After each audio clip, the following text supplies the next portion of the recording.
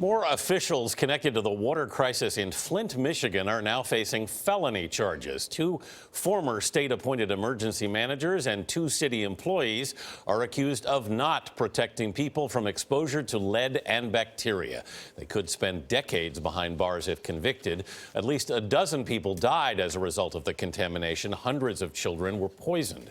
Jericka Duncan is here with the new criminal charges. Jericka, good morning. Good morning, Anthony. Michigan's top prosecutor blamed the Flint water crisis on former state and city employees who he says were fixated on money over people's health. The two state employees targeted on Tuesday are the highest ranking officials to be charged in the nearly year-long investigation.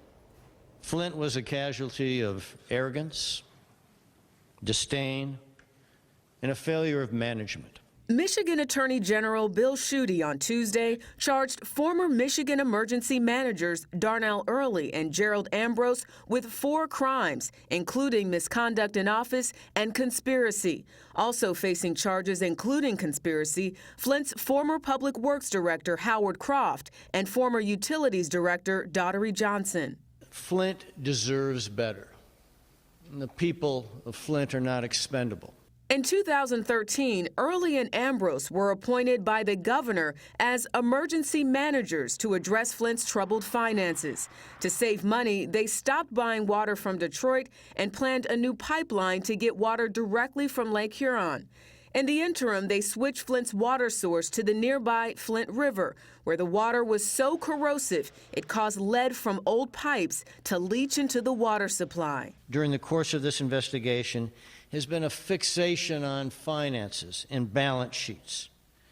This fixation has cost lives. Schuette alleges officials defrauded tens of millions of borrowed state dollars for the project and ignored warnings that the water from the Flint River was unsafe. When you look at the documents, Darnell Early spoke with CBS News correspondent Adriana Diaz in March. In hindsight, I wish that I had done more. I wish that everyone had done more, but hindsight's 20/20. Governor Rick Snyder reportedly defended Michigan's law of appointing state officials to manage local financial crises.